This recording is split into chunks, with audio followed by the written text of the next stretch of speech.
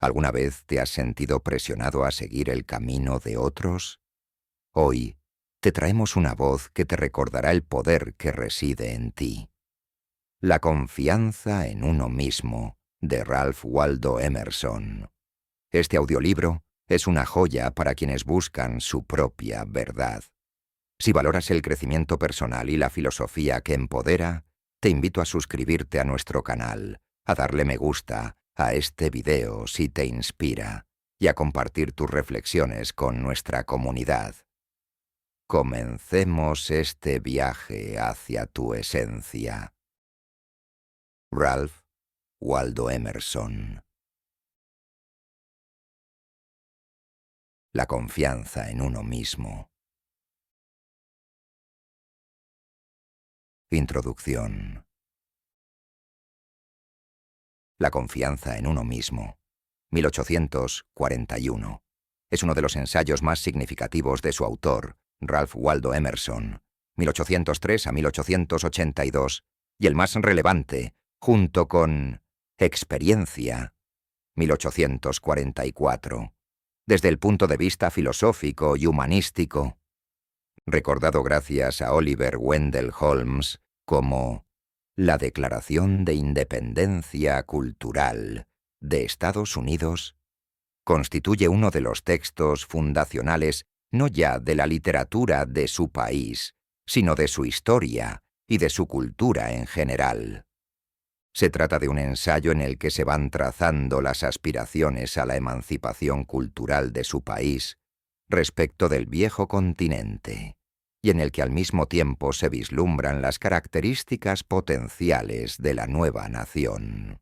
El título del ensayo es lo suficientemente explicativo en este sentido. La confianza en uno mismo, la separación consciente respecto de las tradiciones antiguas en tanto que dogmas, constituyen la marca identitaria del recién nacido país. No se trata, como se advertirá, de rechazar radicalmente el legado del pensamiento mundial, y decimos mundial porque Emerson conocía bien tanto la filosofía europea como la asiática, y las demás en menor medida. Lo que el autor propugna es una independencia que permita abrir un espacio de pensamiento nuevo y libre, no incompatible con el anterior, en el cual releer a los clásicos y aplicar sus ideas a un mundo que se abre, y que en poco tiempo encarnará la modernidad en todos sus aspectos. Basta con ver las citas que abren este y otros muchos ensayos suyos para comprobar hasta qué punto Emerson volvía la vista atrás en busca de la sabiduría. No hay confianza en uno mismo sin conocimiento del pasado. Con todo, el ensayo no está exento de polémica, sobre todo en lo que se refiere a las ideas políticas que implícitamente propugna. Con frecuencia se ha acusado a Emerson de ser un individualista radical, en ocasiones hasta el extremo, y de tolerar, o al menos, no denunciar directamente, el pragmatismo político-económico de su país, favorecido durante décadas por cuestiones tan dramáticas como la esclavitud y la ausencia de derechos civiles. Aquí me permito remitir al lector a los libros de dos grandes expertos en la obra de Emerson, Len Guyón y David M. Robinson, para comprobar hasta qué punto esto no es más que una falacia basada en lecturas superficiales y prejuicios establecidos desde hace ya mucho contra la generación romántica y el idealismo.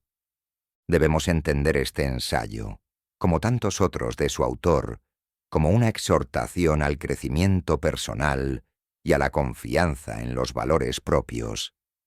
Pero decir que esos valores surgen del vacío o del capricho constituye una desvirtuación de su pensamiento en toda regla, además de un intento de convertir a Emerson en lo que no es. En otras palabras, no hay ética sin valores e independencia, pero tampoco sin cultura y conocimiento compartido.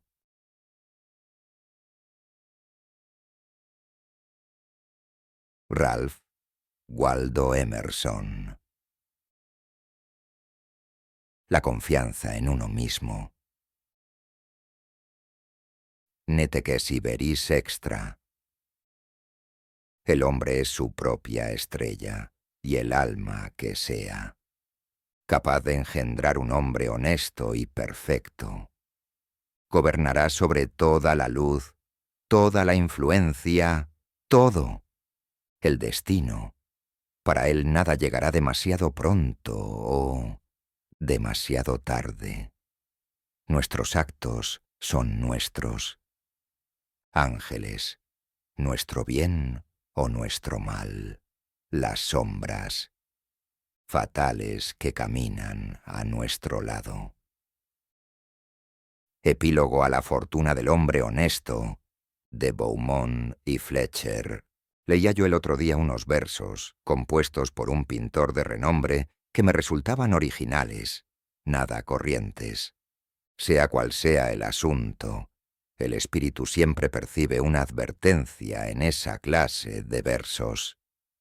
El sentimiento que infunden tiene más valor que las ideas que contienen.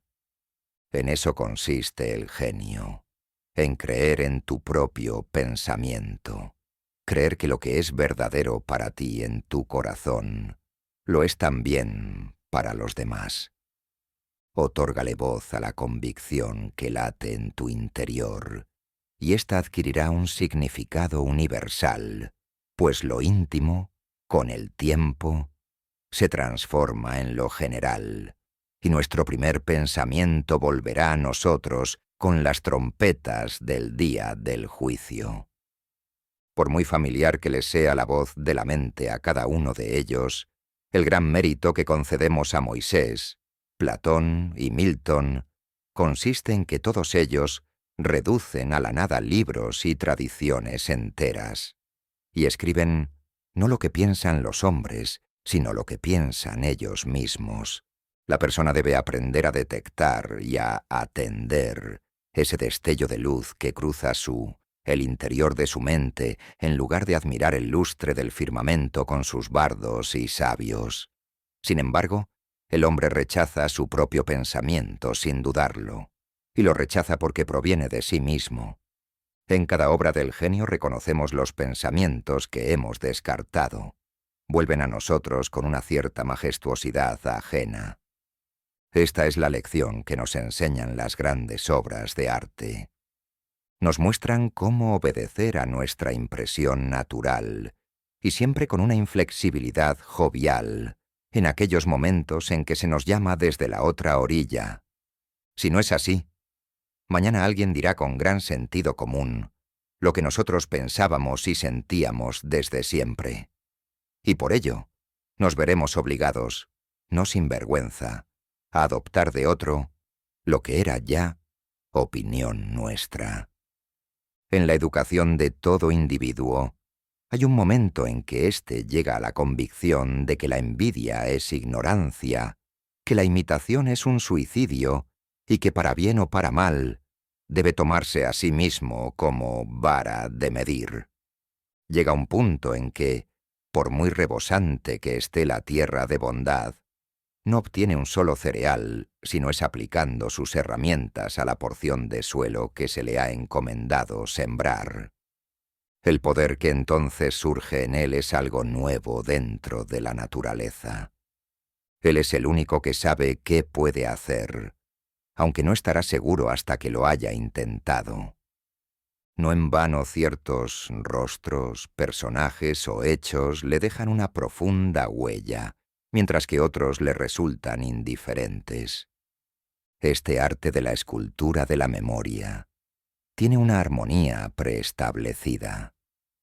El ojo se coloca allí, donde va a caer un rayo de luz para que pueda ser testigo de ello. Nosotros apenas expresamos la mitad de lo que somos, y nos avergüenza la idea divina que cada uno representa.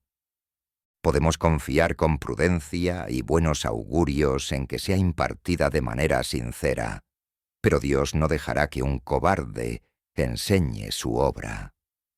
Un hombre solo reposa y se alegra cuando ha puesto toda su alma en su trabajo, cuando lo ha hecho lo mejor que sabía.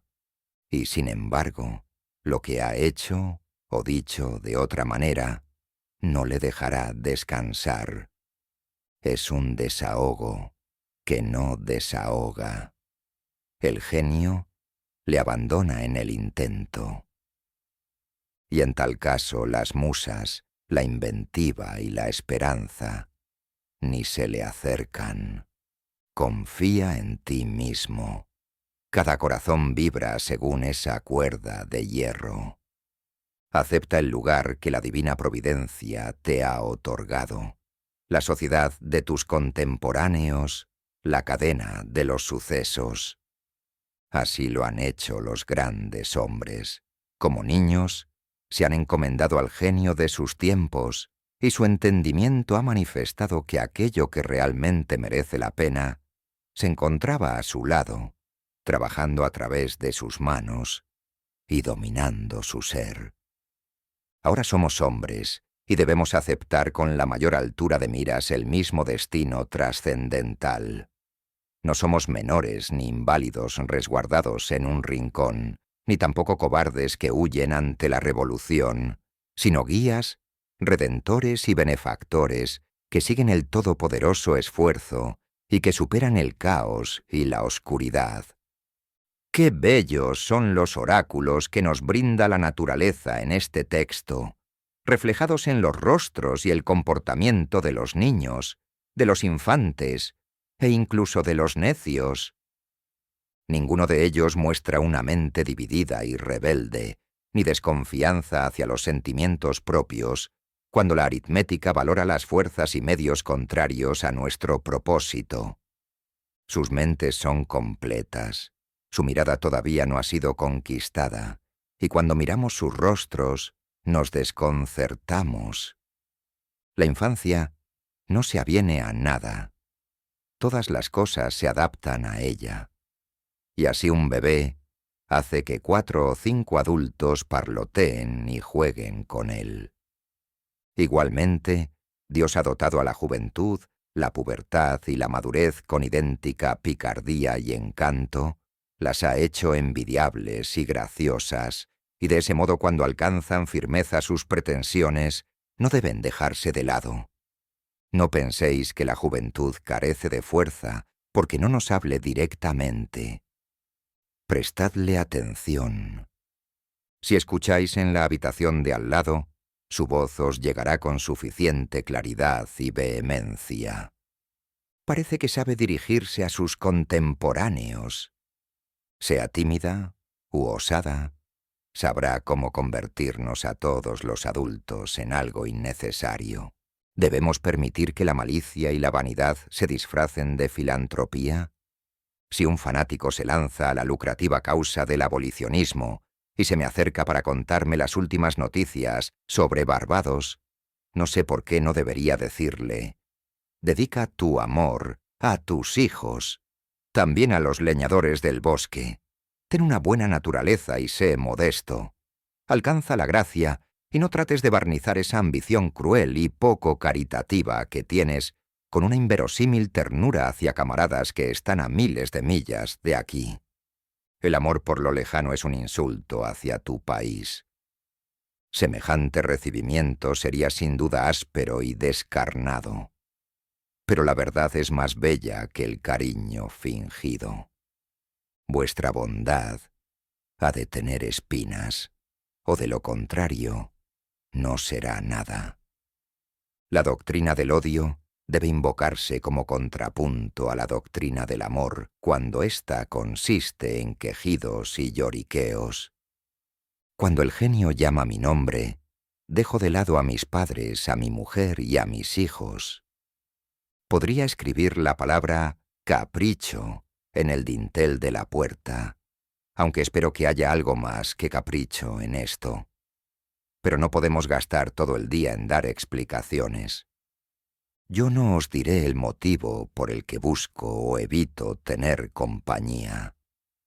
Igualmente, no me digáis vosotros, como hizo hoy mismo un buen hombre, que es mi obligación mejorar la situación de todos los pobres. ¿Acaso son mis pobres?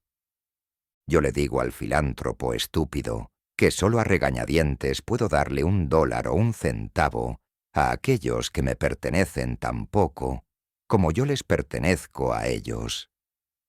Si existe una clase de personas a las que me vendo y a las que compro, por afinidad espiritual. Si fuese necesario, iría a la cárcel por ellas. Sin embargo, y aunque confieso no sin sonrojo que en ocasiones cedo y doy $1 para esa extraña caridad popular vuestra, para la educación que dais en esas universidades de bobos, para lugares de encuentro que ahora mismo no sirven para nada, para dar limosnas a los necios y a millares de casas de auxilio, es cierto que se trata de $1 envenenado que las más de las veces tengo la integridad de ahorrarme. Según la apreciación popular, las virtudes son más una excepción que una regla. Ahí va un hombre con virtudes. Las personas llevan a cabo lo que se llama una buena acción, ya sea un acto de coraje o de caridad, de la misma manera que pagan una multa por no haber aparecido en la exhibición diaria. Sus obras no son más que una apología o un debilitamiento de su existencia en el mundo. Igual que los inválidos y los locos han de pagar un precio más alto. Sus virtudes son realmente una carga. Yo no quiero expiar mi culpa, quiero vivir. Mi vida tiene valor por sí misma. No está hecha para el espectáculo. La preferiría mucho antes, aunque fuese menos variada, pero genuina y equilibrada, que rutilante e insegura. Quiero que sea firme y dulce, que no necesite dietas ni transfusiones. Te pido que me muestres ante todo que eres un hombre, pero rechazo que lo hagas recurriendo a las acciones. Yo ya he aprendido que es lo mismo llevar a cabo una acción elevada que renunciar a ella. No puedo consentir el tener que pagar por un privilegio al que tengo derecho por naturaleza. Por muy escasos y limitados que sean mis talentos, yo existo, y no necesito el testimonio secundario mío o de mis compañeros. Todo lo que debo hacer es aquello que me concierne, no lo que los demás creen. Esta regla, que resulta tan dura en la existencia real como en la vida intelectual, funciona como distinción entre la grandeza y la mezquindad. Y más dura resultará cuando os topéis con quienes dicen saber mejor que tú cuál es tu obligación. En sociedad es fácil vivir de la opinión de los demás, mientras que en soledad es fácil vivir de la nuestra propia. No obstante, un gran hombre es aquel que cuando está en medio de la multitud sabe salvaguardar la independencia de la soledad con perfecta gracia. La objeción principal a someterse a costumbres que ya os parecen muertas es que dispersan vuestras fuerzas. Os hacen malgastar el tiempo y difuminan la huella de vuestro carácter. Si sustentas a una iglesia muerta, o cooperas con una sociedad basada en una Biblia muerta, o votas por un gran partido, ya sea a favor o en contra del gobierno, o pones tu mesa como lo haría una mera sirvienta, entonces me resultará difícil descubrir qué clase de persona eres bajo tantas máscaras. Además, obviamente, toda esa fuerza se resta de tu vida auténtica. Si por el contrario, haces tu trabajo, sabré reconocerte. Haz tu trabajo y te reforzarás a ti mismo.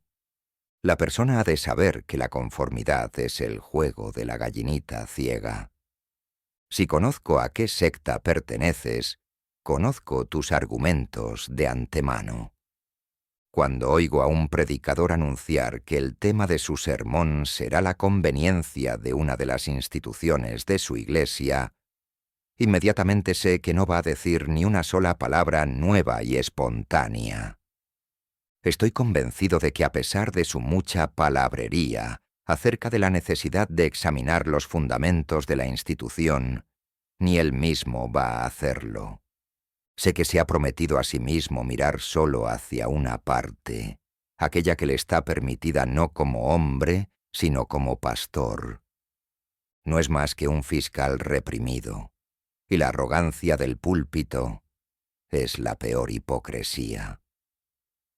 Pues bien, muchos son quienes se han vendado los ojos con este o aquel pañuelo, quienes se han adherido a una de estas opiniones generales. Esta sumisión no les hace falsos en unos pocos asuntos ni autores de unas pocas mentiras, sino que son falsos en todo. Ninguna de sus verdades es remotamente una verdad. Su 2 no es el 2 real, ni su 4 es el 4 real. Cada palabra que dicen es una desilusión, aunque no sabemos por dónde empezar a corregirles. Mientras tanto, la naturaleza se da prisa en procurarnos el uniforme del partido al que nos hemos de unir. Así comenzamos a tener siempre la misma expresión en la cara, y adquirimos poco a poco la misma mueca de estupidez. En particular, hay una experiencia humillante que no para de causar estragos, incluso en la historia general. Me refiero a la tonta mueca de admiración, a la sonrisa que forzamos cuando estamos en compañía poco agradable y para contestar en una conversación que no nos interesa en absoluto. Los músculos, que no se mueven espontáneamente, lo hacen según una voluntad mezquina, se tensan a todo lo largo del rostro y dan una sensación de lo más desabrida. Si eres un inconformista, el mundo te castiga con su repulsa. Por ello, el individuo ha de aprender a valorar un gesto áspero. Los transeúntes le miran con recelo, ya sea en público o en casa del amigo. Si esta aversión tuviese origen en un odio o una resistencia iguales a las suyas, bien haría en volverme a casa con el rostro triste. Pero el gesto antipático de la multitud, al igual que su rostro amable, no tiene un motivo profundo, sino que se lo ponen y quitan según sople el viento o les diga el periódico. Aún así, el descontento de las gentes es más imponente que el del Senado o la universidad. Para un hombre firme, es muy sencillo tolerar la ira de las clases cultivadas. La de éstas es una ira decorosa y prudente, pues se trata de clases en sí muy vulnerables. Sin embargo, cuando a esa ira femenina se añade la indignación de las demás gentes, cuando se levantan los pobres y los ignorantes, cuando la fuerza bruta e irreflexiva que yace en el fondo de la sociedad ruge y se alza, hacen falta unos hábitos de la magnanimidad y la religión dignos de un dios para tratarla como una fruslería sin importancia. El otro temor que nos hace huir de la confianza en nosotros mismos es nuestra coherencia, esto es, el respeto hacia los actos y palabras del pasado. Los ojos ajenos no tienen más datos para valorar nuestra trayectoria que los hechos pasados, y somos reacios a defraudarlos. A pesar de todo, ¿por qué deberíamos mantener la cabeza sobre los hombros?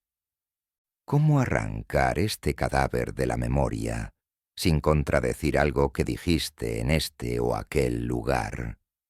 Imagínate que te contradices. ¿Qué pasa entonces? Una de las reglas de la sabiduría parece ser el no guiarse solamente por la memoria, ni siquiera en actos de pura memoria, sino juzgar el pasado a través del millar de ojos del presente y vivir siempre un día nuevo. En tu metafísica has privado de personalidad a la deidad, y sin embargo, cuando surjan los sentimientos devotos en el alma, dótales de alma y vida aunque tengas que disfrazar la figura de Dios con colores y formas. Abandona tu teoría igual que José dejó su capa sobre la adúltera y márchate. El duende de las mentes simples es la incoherencia, la misma que adoran los políticos, filósofos y clérigos más pobres. Si un espíritu grande posee consistencia, ya no le resta nada más por hacer. Puede dedicarse por entero a sí mismo y a su sombra. Di lo que piensas hoy con palabras austeras, y de la misma manera mañana di lo que piensas aunque contradiga lo que has dicho hoy. Así te asegurarás de que todos te malinterpreten. ¿Es por ello tan malo que le malentiendan a uno? Incomprendidos fueron Pitágoras, Sócrates, Jesús, Lutero, Copérnico, Galileo, Newton y todos los demás espíritus puros y sabios que se han encarnado en el mundo. Ser grande consiste en ser incomprendido. Supongo que nadie puede violar su propia naturaleza. Todas las efusiones de su voluntad están cercadas por la ley de mi ser, del mismo modo que los salientes de los Andes y el Himalaya resultan insignificantes en la curva general del globo. Tampoco importa demasiado cómo calibras o pones a prueba al individuo. Una personalidad es como unas siglas o como un verso palíndromo. Significa lo mismo, ya lo leas hacia adelante o hacia atrás. En esta existencia deliciosa y retirada que Dios me ha concedido, me permito ir anotando mis humildes pensamientos, día tras día, sin mirar hacia adelante o hacia atrás. Y no me cabe duda de que todos ellos son simétricos, aunque yo ni los vea ni los quiera así. Mi obra ha de tener el aroma de los pinos y el zumbido de los insectos. Las golondrinas que sobrevuelan mi tejado deben enganchar en mi propia red los hilos o pajitas que llevan en el pico. Pasamos por aquello que somos. El carácter educa por encima de la voluntad. El ser humano piensa que puede comunicar sus virtudes o sus vicios solamente mediante acciones abiertas, y es incapaz de darse cuenta de que la virtud y el vicio en todo momento respiran por sí solos. Siempre habrá acuerdo acerca de cualquier variedad de acciones, cuando éstas sean honestas y naturales en su momento. Es así, porque de una sola voluntad emanan acciones en armonía, por muy distintas que parezcan entre sí. Sus diferencias se pierden al mirarlas desde cierta distancia, desde una forma de pensar más alta. Una sola tendencia las une a todas. Los mejores barcos navegan en una línea en zigzag producto de 1000 virajes. Pero si se mira desde la distancia, la línea se endereza. Una acción genuina vuestra no solo se explicará a sí misma, sino también a las demás de su clase. Por el contrario, vuestra conformidad no explica nada. Actuad de manera individual, y todo lo que hayáis hecho de ese modo os justificará. La grandeza llama al futuro. Si hoy puedo ser lo suficientemente fuerte para actuar correctamente y burlarme de las miradas de los otros, es porque ya lo debo haber hecho en el pasado, y así puedo defenderme. Sea como fuere, actúa bien en este momento. Si desechas las apariencias, podrás hacerlo. La fuerza del carácter es acumulativa. Los días virtuosos del pasado obran su fuerza en el presente. ¿De qué, si no, se compone la majestuosidad de los héroes del Senado y de la campaña que tanta imaginación ha colmado? La conciencia de tener detrás de sí todo un tren de días memorables y de victorias, días que arrojan una luz uniforme sobre aquel que viene a actuar después y al cual vigila una escolta de ángeles. Eso es precisamente lo que enciende el trueno en la voz de Chatham, lo que otorga dignidad al porte de Washington y lo que hace que América se refleje en los ojos de Adams. El honor nos resulta venerable porque no es efímero, es siempre una virtud antigua. Hoy lo reverenciamos porque no pertenece al presente, Le tenemos afecto y le rendimos homenaje porque no constituye una trampa para nuestro amor y nuestra ofrenda, sino que depende de la persona, se deriva de ella, y por eso pertenece a una casta vetusta e inmaculada, incluso cuando se muestra en una persona joven. Espero que nuestros días pronuncien las últimas palabras sobre la conformidad y la coherencia. A partir de aquí, dejad toda esa palabrería para las revistas y la mofa. En lugar de oír el gong de la comida, percibamos el silbido de un flautín espartano. No hagamos reverencia ni pidamos perdón nunca más. Si hoy viene un gran hombre a comer a mi casa, no quiero agradarle yo, sino que quiero que él desee agradarme. Yo representaré a la humanidad, y aunque quiero hacerla amable, antes quiero hacerla verdadera. Encaremos y frenemos la sutil mediocridad y la escuálida felicidad de los tiempos. Lancémosle a la cara a las modas, al comercio y a los oficios el hecho incontestable de la historia, que allí donde trabaja cada ser humano hay un pensador y actor noble y responsable, que el hombre verdadero no pertenece a ningún otro lugar ni época, sino que es el centro de las cosas. Allí donde está él, está la naturaleza. Nos valora a nosotros, a todos los hombres y todos los hechos. De ordinario, cada individuo de la sociedad nos recuerda a algo o a alguien. La personalidad y la realidad no evocan nada en absoluto, pues toman el lugar de la creación misma. El ser humano ha de tener tal magnitud que convierta las circunstancias en algo irrelevante. Cada hombre auténtico es una causa, una nación y una era.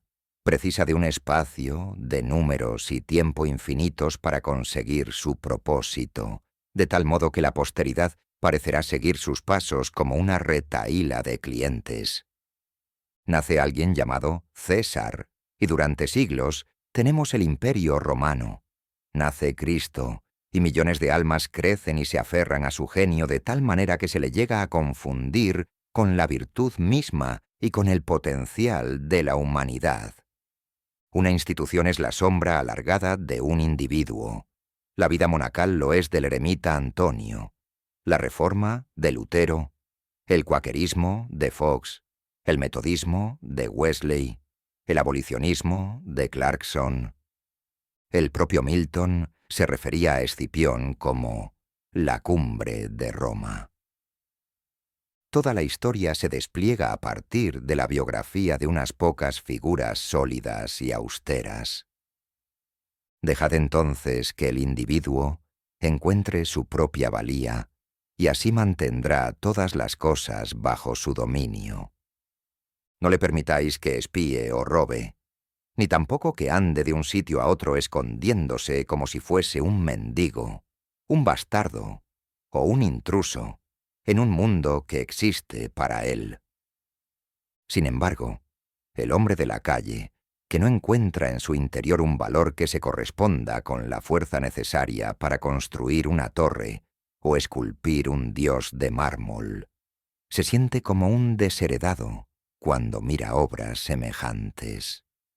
Para él, un palacio, una estatua o un libro caro tienen un aire lejano y prohibido, como si fuese un carruaje muy vistoso que parece decirle: ¿y tú? ¿Quién eres? Muy al contrario, son todas cosas suyas, reclaman su atención y piden que sus facultades se muestren y tomen posesión de ellas. El cuadro aguarda mi veredicto. No tiene control sobre mí, sino que soy yo quien ha de decidir si merece el elogio. Recordad aquella fábula en la que cogían a un borracho de la calle, lo llevaban a casa de un duque, lo aseaban y vestían, y después le metían en la cama de éste, tras lo cual, a la mañana siguiente, todos le trataban con la pompa digna de un duque, y le contaban que había estado fuera de sus cabales. Pues bien, esta historia debe su fama al hecho de que simboliza a la perfección el estado del ser humano, que en el mundo actual no es sino un borracho que de vez en cuando se despierta, hace uso de su razón y se da cuenta de que en verdad es un príncipe. Nuestras lecturas son pobres y aduladoras. En lo que atañe a la historia, nuestra propia imaginación nos engaña. Los reinos y la nobleza, el poder y la clase social forman un vocabulario más llamativo que ese John o Edward, particulares que viven en sus pequeñas casas y trabajan todos los días. Sin embargo, los asuntos vitales son los mismos para todos, y la suma de todos ellos nos da el mismo resultado.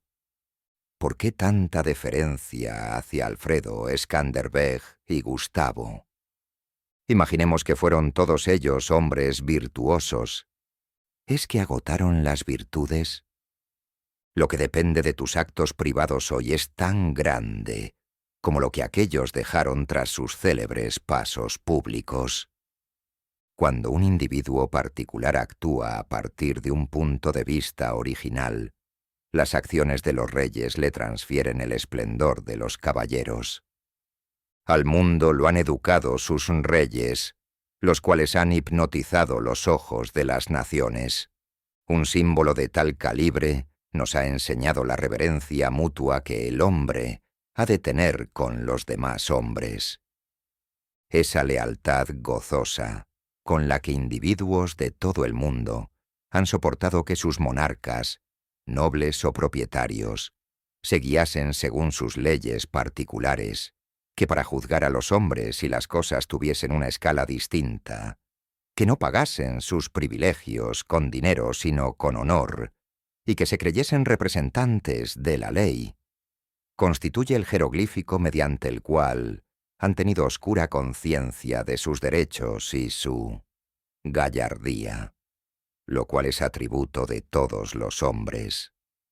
El atractivo que ejerce toda acción original se explica cuando preguntamos acerca del motivo de la confianza en uno mismo. ¿Quién confía? ¿Sobre qué sujeto primigenio puede fundamentarse una confianza universal?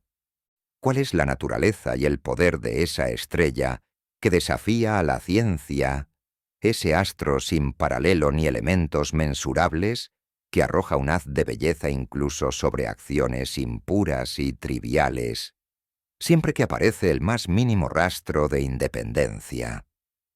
Estas preguntas nos llevan a ese manantial que llamamos espontaneidad o instinto, que es esencia del genio, la virtud y la vida. A esta sabiduría primigenia la denominamos intuición, mientras que todo lo que viene después son enseñanzas. En esta fuerza primera y profunda encuentran su origen común todas las cosas, incluso aquellos hechos remotos que la ciencia no alcanza. Esto sucede porque el sentido de la existencia, que, sin saber cómo, se despierta en nuestra alma durante los momentos de calma, no es diferente de los objetos, del espacio, de la luz, del tiempo o del hombre, sino que con ellos forma una unidad, y obviamente proviene de la misma fuente de la que provienen la vida y el ser de estos. Primero compartimos la vida que hace que las cosas existan, tras lo cual pasamos a verlas como apariencias de la naturaleza, y olvidamos que hemos compartido su causa. Ahí yace la fuente de la acción y del pensamiento. Son esos los pulmones de la inspiración que dota al individuo de conocimiento y que no puede ser negada sin hacer gala de impiedad y ateísmo. Nos hallamos en el regazo de una inteligencia inconmensurable que nos hace receptores de su verdad y de sus medios de acción. Cuando discernimos la justicia o la verdad, no lo hacemos por nosotros mismos, sino que estamos dejando paso a sus rayos de luz. Si nos preguntamos de dónde procede, si tratamos de fisgonear en el espíritu que la origina, toda la filosofía resultará errónea. Todo lo que podemos asegurar es su presencia o su ausencia. Cada persona distingue los actos voluntarios de su mente de sus percepciones involuntarias, y sabe que debe tener una fe inquebrantable en las segundas. Podrá equivocarse en su expresión, pero sabe que éstas son de tal manera, y no admiten discusión, como el día y la noche. Mis acciones voluntarias y mis hallazgos son pasajeros. Por el contrario, es el sueño más espontáneo, la emoción más simple y vaga quienes guían mi curiosidad y mi respeto. La gente atolondrada es la que contradice con la misma facilidad sus percepciones y sus opiniones, pues no distinguen entre ambas.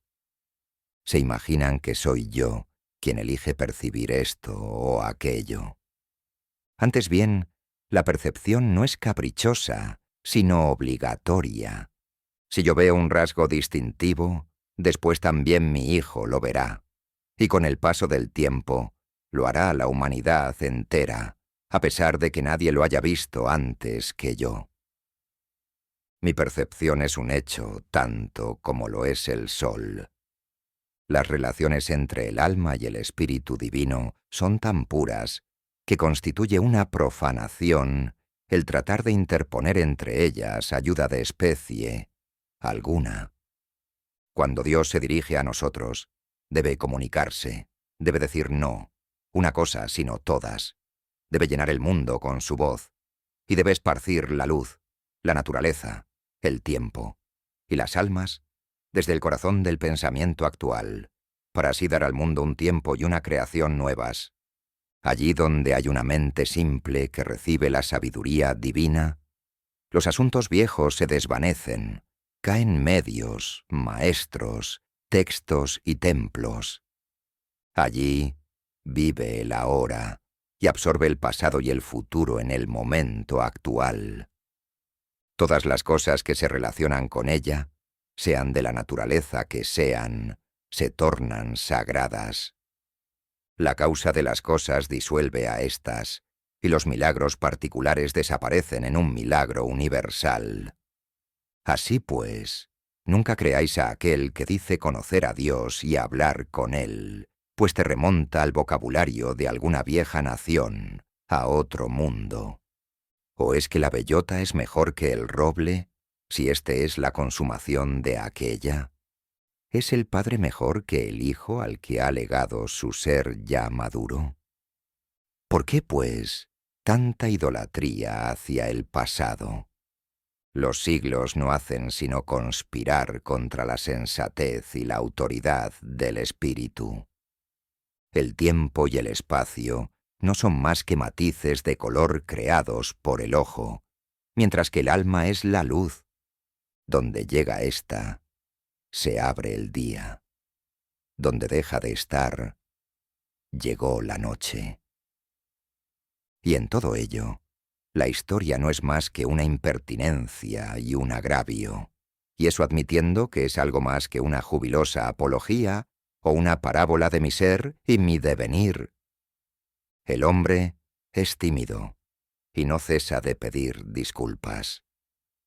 Ya no camina erguido, ni se atreve a decir yo pienso o yo soy, sino que se limita a citar a algún santo o erudito. Siente vergüenza ante una brizna de hierba o una rosa en flor. Estas rosas que brotan bajo mi ventana no hacen referencia a otras anteriores ni mejores. Son las que son. Existen con Dios en este día. Para ellas no existe el tiempo. Solo está la rosa, que es perfecta en cada instante de su existencia. Antes de que florezca un capullo, su vida al completo entra en acción. En la flor ya no hay nada más, mientras que en la raíz desnuda yace todo. En todo momento su naturaleza queda satisfecha, al igual que ella satisface a la naturaleza. Sin embargo, El hombre no hace más que posponer o recordar. No vive en el presente. Bien sus ojos sienten nostalgia del pasado. Bien anda de puntillas tratando de adivinar el futuro e ignorando las riquezas que le rodean. No puede ser dichoso ni fuerte hasta que viva con la naturaleza en el presente, más allá del tiempo. Esto debería haber quedado ya suficientemente claro. No obstante, podemos ver cuántos intelectos poderosos no se atreven a escuchar a Dios, si no es a través de la palabrería de un David, un Jeremías o un Pablo. Raras veces ponemos un precio tan alto a tan pocos textos, a tan pocas vidas. Somos como esos niños que repiten de memoria las frases de sus abuelas o sus tutores y, conforme se hacen mayores, de los personajes de talento que conocen, tratando desesperadamente de recordar las palabras exactas que un día dijeron. Tiempo después, cuando adoptan el punto de vista que aquellos expresaron, llegan a entenderlos y pueden abandonar esas frases, ya que cuando la ocasión lo requiera, sabrán crear las suyas propias con igual conveniencia. Si vivimos de verdad, entonces podremos ver de verdad. Ser fuerte es tan sencillo para un individuo fuerte como para el débil ser débil. Cuando sentimos una percepción nueva, podemos descargar alegremente nuestra memoria de tesoros acumulados, como si nos deshiciéramos de la basura vieja. Cuando el individuo vive con Dios, su voz es tan dulce como el murmullo de un arroyo o el susurro de los campos de maíz. Por ahora, la verdad más alta sobre este asunto todavía no se ha dicho y probablemente no puede decirse, pues todo lo que hablamos no es más que un recuerdo lejano de lo intuido. De mis pensamientos, el que más se puede acercar es el siguiente. Cuando el bien se te acerque, cuando sientas la vida en tu interior, no será de la manera habitual.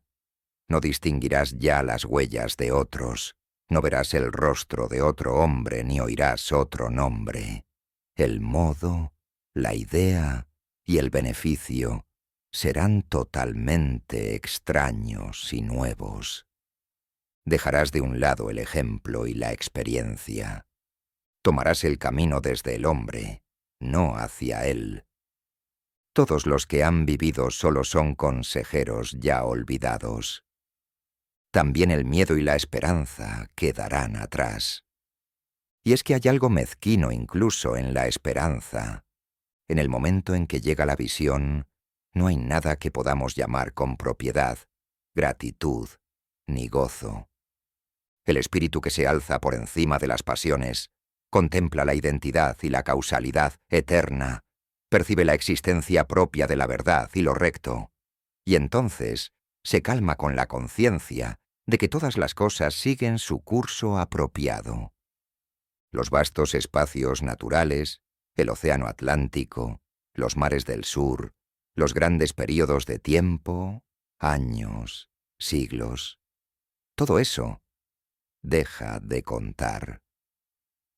Esto que pienso y experimento constituye la base de todos los estados pretéritos de la vida y de sus circunstancias, e igualmente es el sustento del presente, de lo que llamamos vida y lo que llamamos muerte. Es la vida lo que tiene valor, no el haber vivido.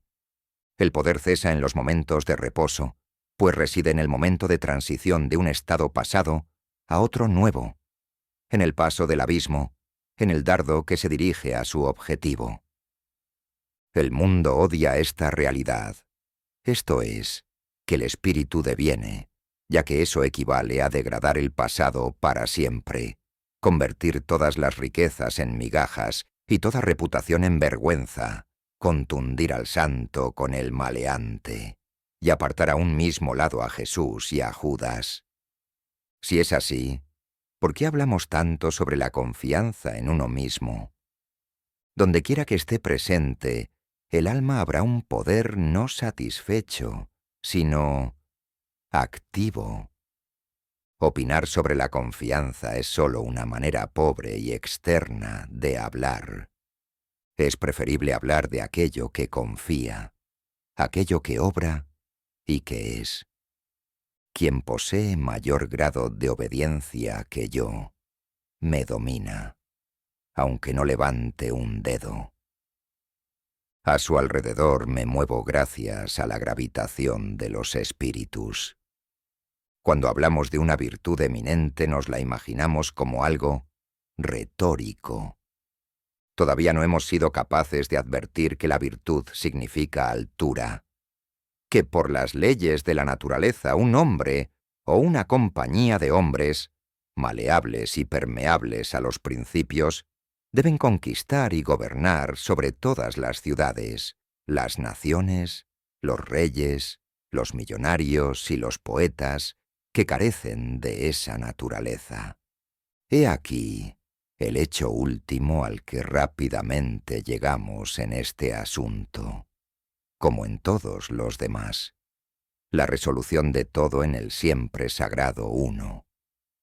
La existencia en sí misma es el tributo de la causa suprema, de tal modo que la medida del bien se establece según el grado en que ésta penetra en las formas inferiores.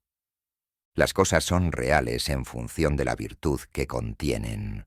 El comercio, el matrimonio, la caza de animales o de ballenas, la guerra, la elocuencia, la influencia que uno ejerce, todos ellos son algo, y merecen mi respeto como ejemplos de la presencia y la acción impura de aquella. Puedo ver cómo en la naturaleza esa misma ley obra su influencia sobre la conservación y el desarrollo. En la naturaleza el poder es la medida esencial de lo correcto. Ella no permite en su reino nada que no se ayude a sí mismo. La creación y desarrollo de un planeta, su posición y órbita, el árbol torcido que se recupera del huracán o los recursos vitales de todo animal y vegetal son ejemplos de un espíritu autosuficiente y seguro de sí mismo. De este modo, todo se concentra. No seamos vagabundos y sentémonos en el hogar con la causa. Deslumbremos y confundamos a esa chusma de hombres y libros intrusos, declarando con naturalidad el hecho divino. Obliguemos a los invasores a que se quiten los zapatos, pues Dios habita en esta casa. Dejemos que sea nuestra sencillez quien los juzgue, que sea la obediencia a nuestra propia ley quien revele la mísera naturaleza y fortuna de nuestros adinerados ciudadanos. Con todo, todavía somos una muchedumbre. El hombre no siente temor hacia sí mismo, ni a su genio se le aconseja que se quede en casa, que se ponga en contacto con el océano interior. Al contrario, se marcha al extranjero para mendigar un vaso de agua de las fuentes de otros. Debemos caminar solos. Prefiero sentir el silencio que inunda la iglesia antes del servicio por encima de cualquier oración. Qué lejanas, qué serenas y castas parecen las personas rodeadas por un recinto o santuario. Sentémonos nosotros siempre. ¿Por qué deberíamos asumir los errores del amigo, la esposa, el padre o el hijo? ¿Es porque nos sentamos alrededor del mismo fuego? ¿O porque se dice que por nuestras venas corre la misma sangre?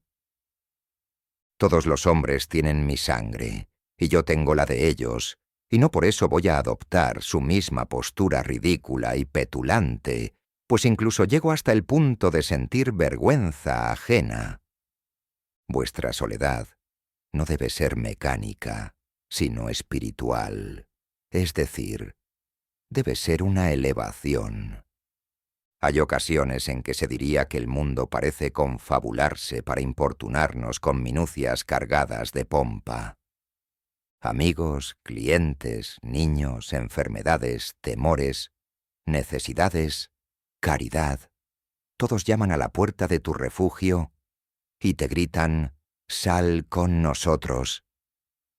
Tú has de mantener tu condición y no mezclarte con sus desórdenes. El poder que tienen los hombres para molestarme se lo he concedido yo con una débil curiosidad. Nadie se me puede acercar si no es a través de mis actos. Tenemos aquello que amamos, pero el deseo nos hace despojarnos del amor. Si no podemos alcanzar inmediatamente la santidad de la obediencia y la fe, al menos resistamos ante la tentación. Entremos en estado de guerra, levantemos a Thor y Woden, el coraje y la constancia en nuestras almas sajonas. En tiempos tan tímidos como los de hoy, eso se consigue diciendo la verdad. Reprimid toda hospitalidad y afecto falsos. No viváis esperando a esas gentes frustradas y frustrantes con las que conversáis.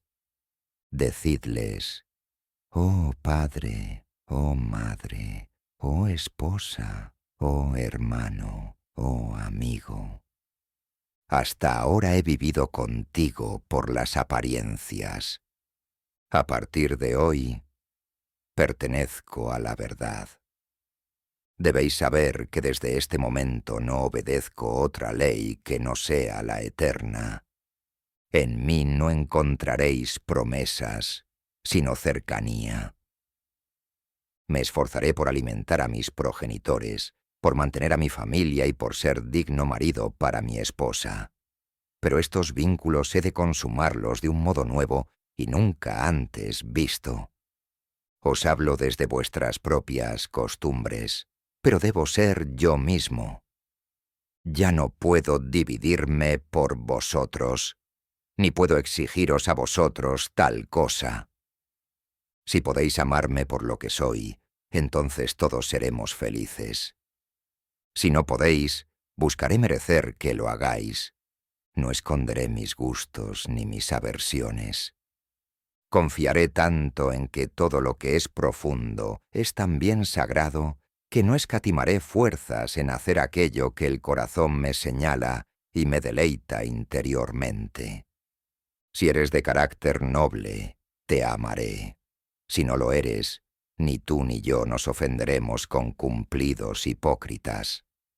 Si eres auténtico de un modo distinto al mío, sé fiel a tus compañeros, que yo me buscaré los míos. No hago nada de esto con fines egoístas, sino con humildad y honradez. Por mucho que hayamos vivido entre mentiras, el objetivo mío, tuyo y de todos los hombres es vivir dentro de tu verdad. ¿Parece demasiado severo decir algo semejante en nuestros días? Pronto llegaréis a amar aquello que os dicta nuestra naturaleza. Si seguimos los pasos de la verdad, ella nos rescatará sanos y salvos. No obstante, así causarás daño a esos tus amigos. Así es, mas no puedo vender mi libertad y mi poder para proteger su sensibilidad. Además, todo el mundo tiene momentos de lucidez en los que giran sus ojos hacia la región de la verdad absoluta. Entonces, me defenderán y obrarán como yo lo hago. El pueblo piensa que tu rechazo a los principios populares equivale a rechazar cualquier principio, esto es, que equivale al antinomianismo, de modo que hasta el sibarita más imprudente utilizará el nombre de la filosofía para disfrazar sus crímenes. Sin embargo, la ley de la conciencia permanece. Hay dos clases de confesionarios a los que podemos acudir para pedir la absolución. Puedes cumplir con tu obligación confesando de manera directa o de manera refleja. Piensa si has cuidado tus relaciones con tu padre, tu madre, tu primo, tu vecino, con tu ciudad, tu gato y tu perro. Comprueba si alguno de ellos puede reprenderte. Por mi parte, yo puedo dejar a un lado este principio reflejo y absolverme a mí mismo. Tengo mis propias reivindicaciones dignas y mi círculo perfecto, y este no considera obligaciones las muchas exigencias que pasan por tales. Sin embargo, si soy capaz de descargarme de deudas, podré arreglármelas sin el código popular. Si alguien cree que esta ley es demasiado relajada, que trate de cumplirla durante un solo día. En verdad muestra rasgos divinos quien es capaz de rechazar los argumentos habituales de la humanidad para aventurarse a confiar en sí mismo como dueño de sus acciones. Su corazón tiene que ser elevado, su voluntad fiel y su vista limpia para que de veras pueda erigirse en doctrina, sociedad y ley para sí mismo, pues el propósito más simple es para él tan fuerte como la necesidad imperiosa lo es para otros. Si alguien tiene en cuenta estos aspectos referentes a lo que llamamos sociedad, comprobará cuán necesaria resulta esta ética. Diríase que le han arrancado la fibra y el corazón al hombre, y por eso se ha transformado en un quejica temeroso y abatido. Tenemos miedo a la verdad, a la fortuna, a la muerte y a cada uno de nosotros mismos. Nuestra era no produce individuos extraordinarios y perfectos. Queremos hombres y mujeres que renueven la vida y nuestra situación social. Pero vemos que la mayoría de las figuras son poco solventes, que no pueden satisfacer ni sus propias necesidades, que su ambición excede con mucho su fuerza práctica y que continuamente se inclinan para suplicar. Nuestra vida doméstica es digna de un mendigo. Ni siquiera hemos elegido nuestras artes, nuestras actividades, nuestros matrimonios o nuestra religión, sino que la sociedad lo ha hecho en nuestro lugar. Somos soldados de salón. Rehuimos la difícil batalla del destino, que es donde nace la fuerza. Si nuestros jóvenes fracasan en sus primeras labores, perderán la esperanza. Si un joven mercante falla, le dicen que está arruinado. Sí, transcurrido un año de haberse graduado, el mejor de nuestros cerebros universitarios no consigue que le metan en una oficina de los alrededores de Boston o Nueva York. Tanto a él como a sus amigos les parecerá bien justificado que éste se desmoralice y se queje durante el resto de sus días.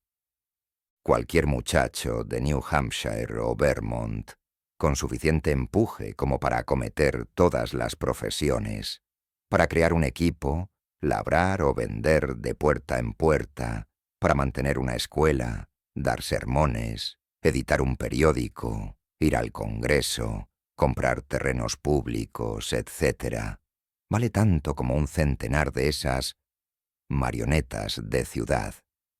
Él sí camina hombro con sus tiempos y no siente vergüenza por no estudiar una profesión, ya que no demora su vida, sino que la vive en el momento. No tiene una oportunidad, sino cientos. Deja que un estoico explique los recursos del individuo y les diga a los hombres que no son sauces llorones, sino que pueden y deben ser independientes, que ejercitando la confianza en uno mismo surgirán poderes nuevos, que un hombre es el mundo encarnado, nacido para sanar a los pueblos, que debería avergonzarse de nuestra compasión, y que en el momento que actúa por sí mismo y arroja por la ventana las leyes, los libros, el fanatismo y las costumbres, entonces dejamos de tenerle lástima y pasamos a darle las gracias y a reverenciarle. Ese maestro restaurará el esplendor que corresponde a la vida del hombre y hará que toda la historia admire su nombre. No resulta difícil comprobar que una firme confianza en uno mismo ha de provocar una revolución en todas las funciones y vínculos del individuo, en su religión, su educación, sus ambiciones, su modo de vida, sus alianzas, sus propiedades y sus reflexiones. ¿A qué oraciones se entregan los hombres? Eso que llaman oficio sagrado tiene poco de valiente y de varonil. La oración mira hacia afuera y reclama que una virtud ajena aporte un complemento también ajeno, y para ello se pierde en un embrollo infinito acerca de lo natural y lo sobrenatural, lo meditativo y lo milagroso. Un rezo que implora una comodidad particular, cualquier cosa que no sea el bien universal, está corrompido. La oración es la mirada sobre los hechos vitales desde el punto de vista más alto. Es el soliloquio de un espíritu contemplativo y jubiloso. Es el espíritu de un Dios que aprueba su propia obra. Sin embargo, cuando la plegaria tiene como objetivo un fin privado, se transforma en una mezquindad y un robo, ya que supone una dualidad, y no una unidad, en la naturaleza y en la conciencia. En cuanto el individuo se une a Dios, deja de mendigar. En ese momento es capaz de ver una oración en todas las acciones. La del campesino que se arrodilla en el campo para quitar la mala hierba, o la del remero que también se arrodilla a la llamada de su timonel, son plegarias de verdad que se puede escuchar a lo largo y ancho de toda la naturaleza, si bien en este caso buscan objetivos sencillos.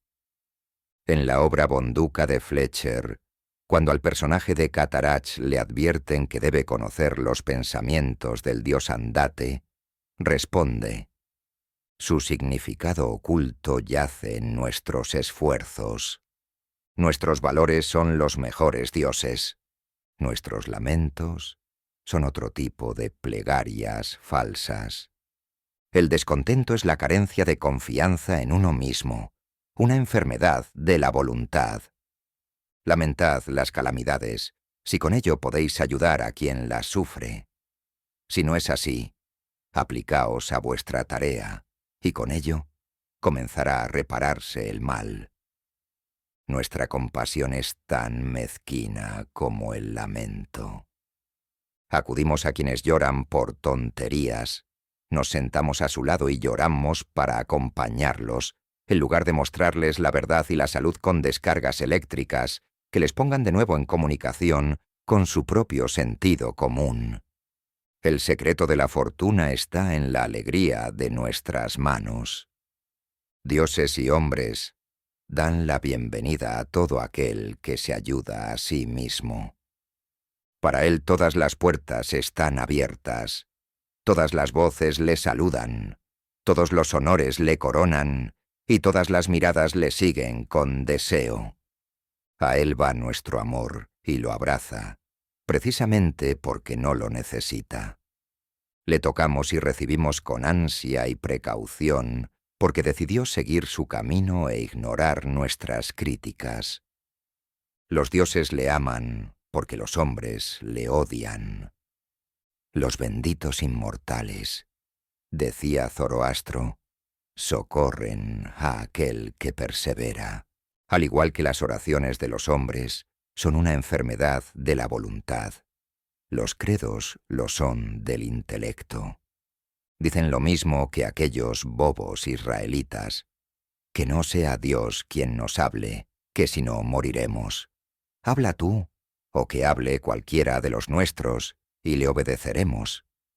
No hay lugar donde no me resulte imposible encontrar a Dios en mi hermano, pues éste ha cerrado ya las puertas de su propio templo, y se limita a recitar las fábulas del Dios de su hermano, o del Dios del hermano de su hermano. Una mente nueva es una nueva clasificación.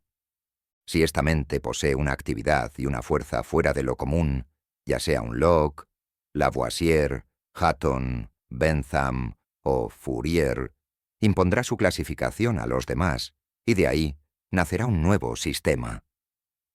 La satisfacción del discípulo es proporcional a la profundidad del pensamiento y a la cantidad de objetos que éste toca y deja al alcance de aquel.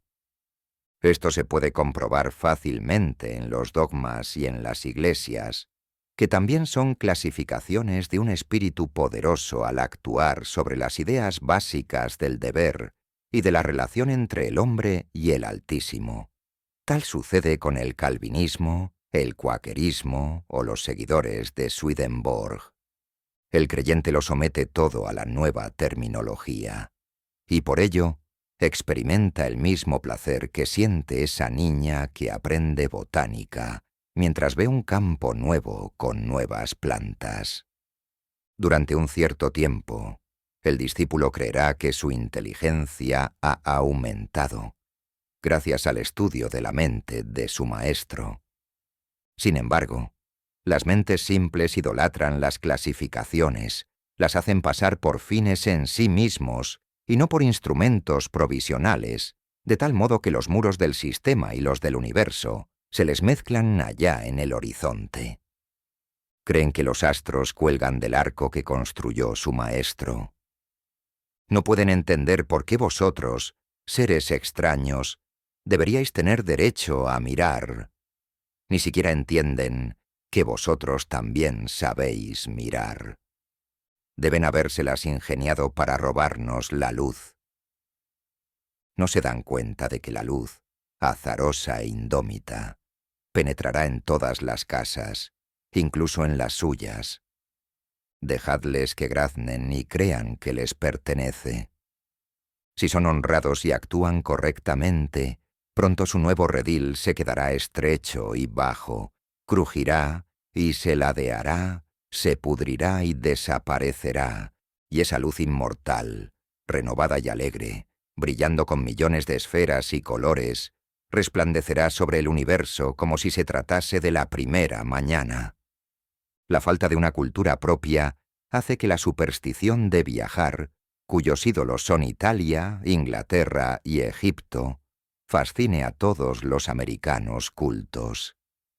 Quienes convirtieron a Inglaterra, Italia o Grecia en objetos de veneración para la imaginación, lo hicieron quedándose donde estaban, como si fuesen el eje de la tierra. En las horas de empuje, sentimos que el deber es nuestro sitio. El alma no es un viajero.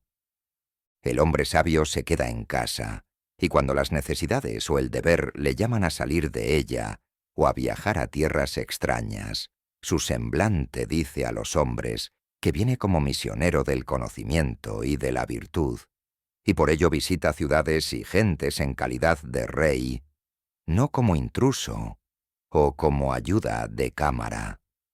No voy a poner objeciones a la navegación alrededor del globo mientras ésta sirva a los propósitos del arte, del estudio y de la benevolencia, pues con ella primero se puede adiestrar al individuo o conseguir que no se marche al extranjero con la esperanza de hallar algo más grande que lo que ya conoce.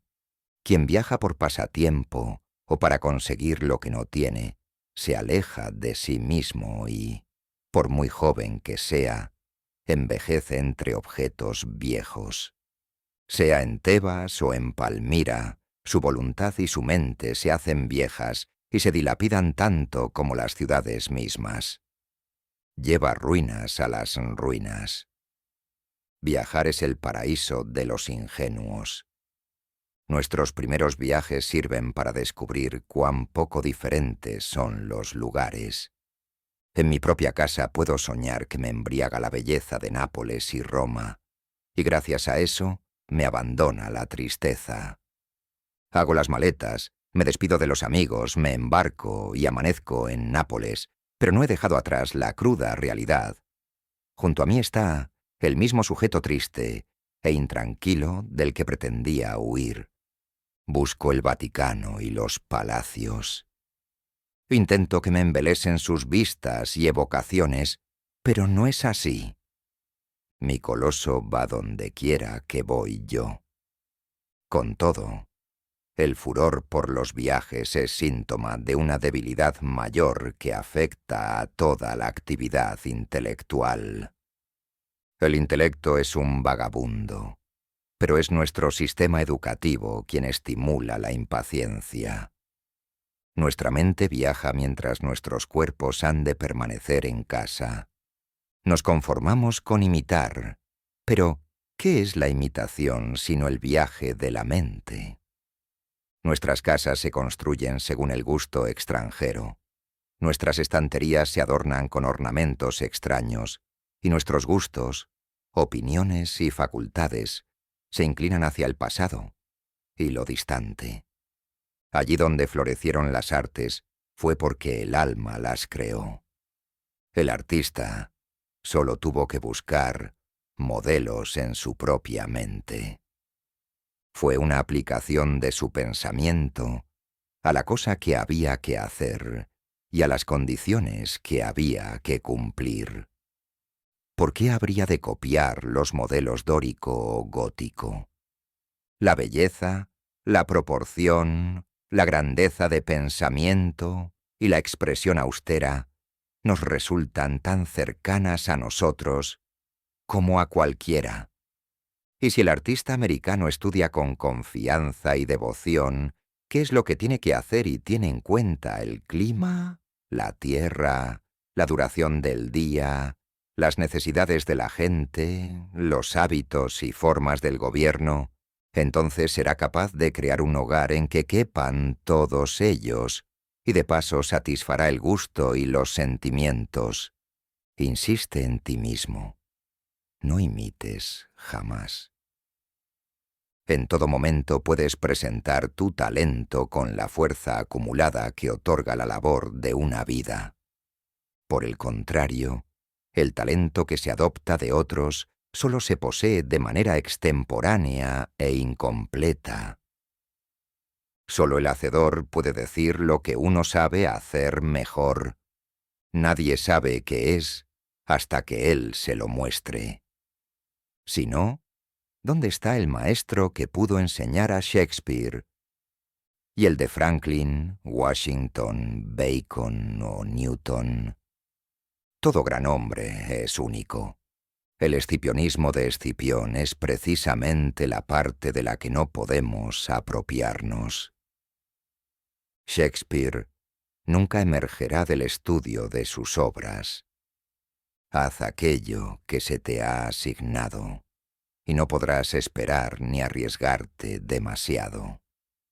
En este momento te aguarda una frase tan valiente y sublime como el escoplo de Fidias, la espátula de los egipcios, o la pluma de Moisés o Dante, aunque distinta de todas ellas. No parece probable que un espíritu tan fértil y elocuente, y con tantas voces distintas, se digne a repetirte las cosas. Sin embargo, si puedes oír a estos patriarcas podrás responderles con el mismo tono de voz, pues el oído y la lengua son dos órganos de una misma naturaleza. Habita en las regiones sencillas y nobles de tu vida, obedece a tu corazón y llegarás a reproducir de nuevo el antemundo. Si nuestra religión, nuestra educación y nuestro arte dirigen la mirada al extranjero, lo mismo ocurre con el espíritu de nuestra sociedad. Todos los hombres alardean de haber contribuido al progreso de la sociedad, y sin embargo, el hombre no ha progresado nada. La sociedad no progresa nunca. Cuando avanza por un lado, es para retroceder por otro. Está en continua transformación. Es bárbara, civilizada, cristiana, opulenta o científica. Pero estos cambios no constituyen una mejora. Por cada cosa que se nos concede, tenemos que entregar algo. La sociedad se enriquece con artes nuevas a costa de perder instintos antiguos. ¿Qué contraste entre, por una parte, el americano bien vestido que lee, escribe y piensa y lleva en su bolsillo un reloj, un lápiz y una letra de cambio, y por otra, el nativo desnudo de Nueva Zelanda, cuyas posesiones se reducen a un garrote, una lanza, una esterilla y un rincón en la choza común para pasar la noche? No obstante, si comparáis la salud de ambos, veréis que el hombre blanco ha perdido su vigor primitivo. Si es cierto lo que dicen los viajeros, golpead con un hacha a un salvaje y observaréis que sus heridas se cierran en 1 o 2 días, como si hubieseis descargado sobre una resina blanda, mientras que un golpe semejante llevará al hombre blanco directamente a la tumba. El hombre civilizado construye carruajes, pero ha abandonado el uso de los pies. Podrá apoyarse en las muletas, pero ha perdido la potencia de los músculos. Lleva un precioso reloj suizo, pero ha olvidado cómo averiguar la hora valiéndose del sol. Podrá encontrar información fiable en su almanaque náutico de Greenwich, pero el hombre de la calle desconoce las estrellas del cielo. No contempla el solsticio, y del equinoccio apenas sabe nada. El radiante calendario del año no tiene indicador en su mente. Su agenda debilita su memoria. Las bibliotecas son una carga para su ingenio. Las casas de seguros hacen que aumente el número de accidentes, y cabe preguntarse si la tecnología no nos estorba demasiado, si con el refinamiento no habremos perdido fuerza, y también algo del empuje de la virtud natural por culpa de un cristianismo atrincherado en sus formas e instituciones. Y es que cada estoico era un estoico. Pero, en la cristiandad, ¿dónde está el cristiano? No hay desviación mayor en la ley moral que la que afecta a la altura o el volumen. Hoy día los hombres no son más grandes que los de antes. Puede observarse una extraña igualdad entre los hombres ilustres de la antigüedad y los de ahora. Ni toda la ciencia, ni el arte, ni la religión, ni la filosofía del siglo XIX sirven para educar hombres más grandes que los héroes que creó Plutarco 23 o 24 siglos atrás. La casta no progresa con el tiempo. Foción, Sócrates, Anaxágoras y Diógenes fueron personajes de gran estatura, pero no hemos heredado de ellos ninguna clase social. A aquel que pertenece a su clase no se le suele llamar por el nombre de aquellos, sino que tiene el suyo propio, y es a su vez fundador de su propia institución. Las artes y los inventos de cada época constituyen el ropaje de las mismas, mas no fortalecen al individuo. Quizá el daño que causan las máquinas perfeccionadas compensará sus bienes. Hudson y Bering consiguieron tantas cosas con sus barcos de pesca que asombraron a Parry y a Franklin, cuyo equipamiento ya había agotado los recursos de la ciencia y el arte. Galileo solo necesitó unos simples anteojos para descubrir una serie de fenómenos celestes más soberbios que cualesquiera que se hayan visto después. Colón encontró el Nuevo Mundo navegando en una carabela. Resulta curioso comprobar cómo los medios y las tecnologías que se presentaban entre el clamor de los elogios hace unos años o unos siglos caen en desuso y desaparecen cada cierto tiempo. El genio retoma al hombre esencial. Consideramos los progresos en el arte de la guerra como un triunfo de la ciencia. Sin embargo, Napoleón conquistó Europa utilizando el sistema del Vivat, que consiste en alimentarse solamente del valor, sin ninguna otra ayuda externa.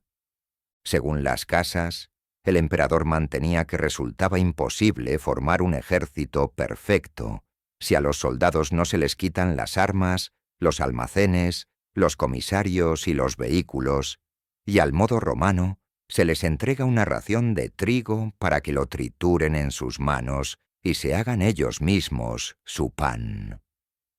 La sociedad es una ola.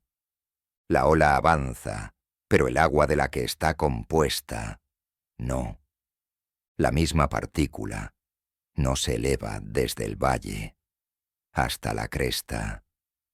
Su unidad es sólo una apariencia.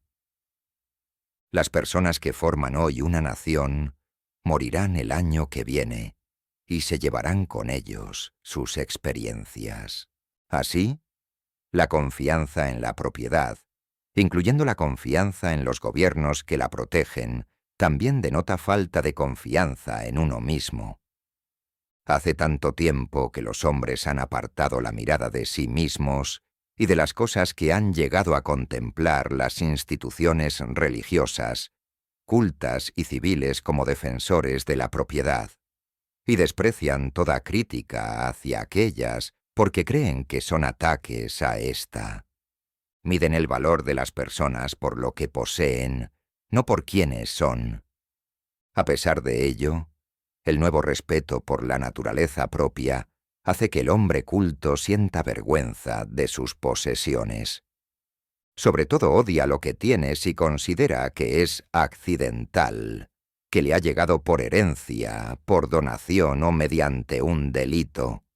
Entonces siente que eso no es poseer, que nada le pertenece, que sus bienes no tienen vínculos con su ser, sino que simplemente los conserva porque no hay ladrón ni revolución que se los arrebate.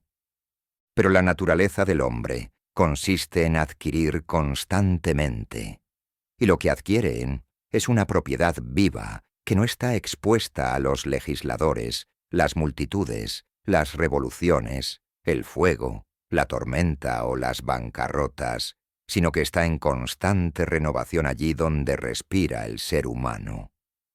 Tu parte de la vida, decía el califa Alí, va siempre detrás de ti, así que deja de andar buscándola.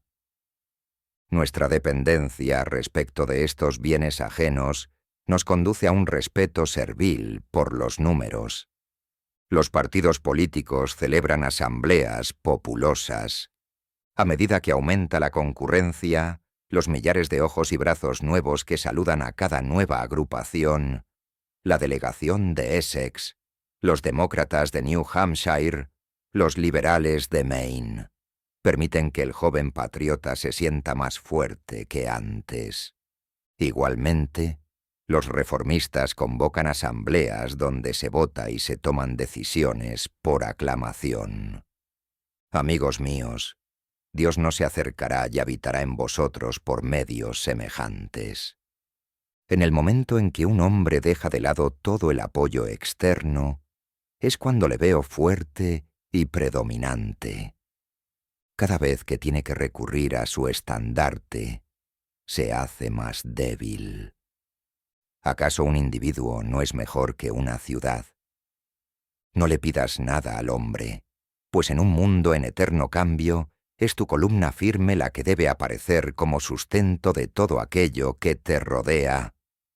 Aquel que sabe que el poder es innato, que entiende que la debilidad proviene de buscar la bondad fuera de sí mismo, y, sabiéndolo, se lanza a su propio pensamiento. Es quien puede caminar erguido, gobernar sus extremidades y obrar milagros. Igual que quien camina apoyándose en los pies es más estable que quien lo hace sobre la cabeza. Así pues, utilizad aquello que llamamos fortuna. Muchos son quienes juegan con ella y lo ganan todo o lo pierden todo. Depende de la rueda. Pero tú has de entender que tales ganancias son ilícitas y debes desenvolverte en la causa y el efecto, que son los dignatarios de Dios. Trabaja y adquiere dentro de la voluntad. Así retendrás la rueda de la fortuna y no tendrás que temer sus giros. Una victoria política, una subida de los alquileres, la recuperación tras una enfermedad o el regreso del amigo ausente son hechos que nos colman de alegría. Y con buena lógica piensas que tras ellos han de venir días propicios. No te lo creas. Nada que no seas tú puede darte paz. Nada que no sea el triunfo de los principios. Gracias por acompañarme en este viaje a través de la confianza en uno mismo de Ralph Waldo Emerson. Espero que estas palabras te hayan inspirado a escuchar tu voz interior. a creer en tu potencial y a caminar con más firmeza hacia lo que sueñas. Soy Iván y esto es Relatos Vivos, un espacio donde las grandes ideas cobran vida. Si te ha gustado, te invito a suscribirte, darle me gusta y compartirlo con alguien que también necesite un impulso de confianza. Recuerda, tu voz, tu visión y tu fuerza interior son únicas. Hazlas brillar. Nos vemos en el próximo relato.